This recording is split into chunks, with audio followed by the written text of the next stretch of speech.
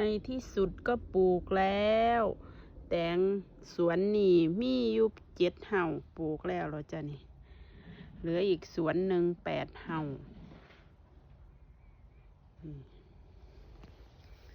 พอแยกกันสิ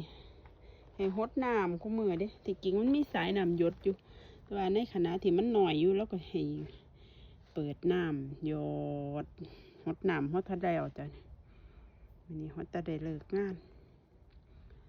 หดน้ำจ้ะแตงแต่ว่าต้นเป็นต้นบักอื้อนี่ต้นบักอื้อแต่ว่าเอายอดแตงมาเสียบจ้ะฟักทองมันสิมีหากที่แข็งแรงก็แตงเขาจะเฮ็ดแบบนี้เนาะจ้ะเอาเมล็ดฟักทองมาเพาะเวลาเกิดขึ้นมาแล้วก็สิตัดออกแล้วก็เอายอดแตงมาเสียบจ้ะมันจะทนโรคมองต่อกันนี่จ้ะนี่มองเขาต่อกัน